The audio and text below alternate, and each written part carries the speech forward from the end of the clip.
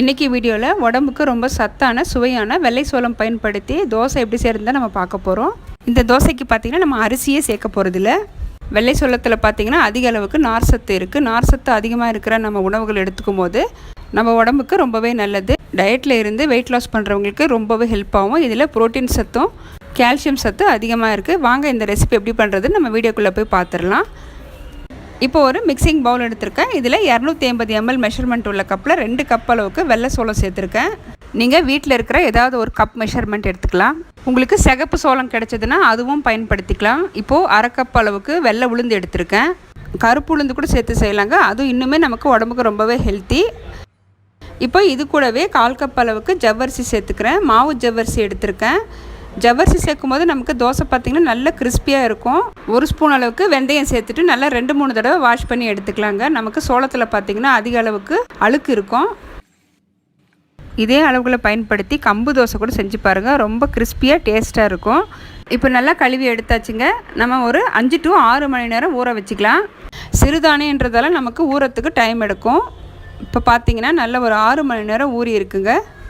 இப்போ இன்றைக்கி பார்த்திங்கன்னா நான் மிக்சியில் தான் அரைச்சி எடுக்க போகிறேன். நீங்கள் கிரைண்டர்லேயும் அரைச்சி எடுத்துக்கலாம். நம்ம ஊற வச்சுருக்கிறதுல கல் மண் ஏதாவது இருக்கான்னு பார்த்து செக் பண்ணிவிட்டு சின்ன மிக்சி ஜாரில் சேர்த்து அரைச்சிக்கலாங்க. நல்லா நைஸாக அரைச்சி எடுத்துக்கோங்க. இப்போது ஒரு 3 தடவை நான் அரைச்சி எடுத்துக்கிறேன்.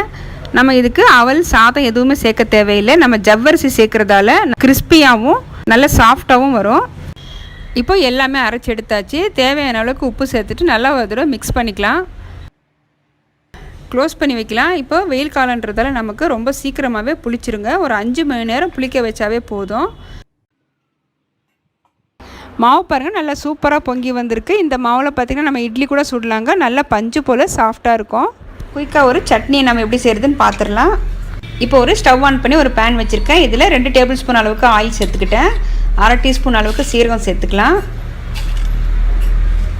2 டேபிள் ஸ்பூன் அளவுக்கு கருப்பு உளுந்து சேர்த்துக்கிறேன். 1 டீஸ்பூன் அளவுக்கு கடலைப்பருப்பு. இது நல்லா வறுத்துக்கலாம். ஒரு கைப்பிடி அளவுக்கு வேர்க்கடலை சேர்த்துக்கிறேன். ஒரு இனுக்கு கருவேப்பிலை சேர்த்துக்கிறேன். காரத்துக்கு 3 காஞ்ச மிளகாய், 10 பல் பூண்டு, ஒரு சின்ன துண்டு அளவுக்கு இஞ்சி சேர்த்துக்கிறேன். மீடியம் சைஸ் வெங்காயம் 2 வெங்காயம் எடுத்துருக்கேன். இந்த சட்னிக்கு தேவையான அளவுக்கு உப்பு சேர்த்துக்கலாம். 1/4 டீஸ்பூன் அளவுக்கு பெருங்காயத்தூள் சேர்த்துக்கிறேன். வெங்காயம் கொஞ்சம் கலர் மாறட்டும். கலர் மாறினதும் 2 தக்காளி சேர்த்துக்கலாங்க. ஒரு 5 நிமிஷத்துக்கு க்ளோஸ் பண்ணி வைக்கலாம். வெங்காயம் தக்காளி நல்லா வதங்கி வரட்டும். இப்போ பார்த்திங்கன்னா வெங்காயம் தக்காளி நல்லா வதங்கி வந்திருக்கு. இது கொஞ்சம் நேரம் ஆறட்டும். ஆறுனதும் நம்ம அரைச்சி எடுத்துக்கலாம். இப்போது சட்னி அரைச்சி எடுத்துக்கிட்டேன். இதுக்கு ஒரு தாளிப்பும் கொடுத்தாச்சுங்க. இப்போ நல்லா ஒரு தடவை கலந்துட்டு நம்ம தோசை ஊற்ற ஆரம்பிச்சிடலாங்க. இப்போ கல் சூடாக இருக்குது. கொஞ்சம் வெங்காயம் தேய்ச்சிட்டு மாவு 2 கரண்டி அளவுக்கு சேர்த்துக்கிறேன். மேலே கொஞ்சம் எண்ணெய் சேர்த்துட்டு க்ளோஸ் பண்ணி வைக்கலாம். ஒரு 2 நிமிஷத்துக்கு வேகட்டும். இப்போ தோசை பார்த்திங்கன்னா நல்லா கிறிஸ்பியாக வெந்து வந்திருக்கு. இதே மாதிரி நிறைய ஹெல்த்தி ரெசிபிஸ் நம்ம சேனலில் அப்லோட் பண்ணியிருக்கேன். அந்த வீடியோஸும் பாருங்கள், உங்களுக்கு யூஸ்ஃபுல்லாக இருக்கும். இப்போ தோசை பார்த்திங்கன்னா நல்லா 2 பக்கமும் கிறிஸ்பியாக வெந்திருக்கு. இப்போ ஒரு பிளேட்டுக்கு மாற்றிக்கிறேன். இப்போது அடுத்த தோசைக்கு பார்த்திங்கன்னா மேலே பொடியாக நறுக்குன வெங்காயம் சேர்த்துக்கிறேன். மேலே 1 ஸ்பூன் அளவுக்கு கொள்ளுப்பொடி சேர்த்துக்கிறேன். கொள்ளுப்பொடி ரெசிபி பார்த்திங்கன்னா ஏற்கனவே நம்ம சேனலில் இருக்குது. மேலே கொஞ்சம் நெய் இல்லைனா எண்ணெய் சேர்த்துட்டு க்ளோஸ் பண்ணி வைக்கலாம். இப்போ பார்த்திங்கன்னா வெங்காயம் பொடி தோசையும் ரெடி ஆயிடுச்சுங்க. இதே அளவுகளை பயன்படுத்தி ஒரு தடவை செஞ்சு பாருங்கள். இப்போது ரொம்பவே ஹெல்த்தியான சோள தோசை ரெடி ஆயிடுச்சுங்க. அரிசி சேர்க்காமல் சிறுதானியம் மட்டுமே வச்சு செஞ்சுருக்கோம். கண்டிப்பாக மிஸ் பண்ணாமல் இந்த ரெசிபியை ட்ரை பண்ணுங்கள்.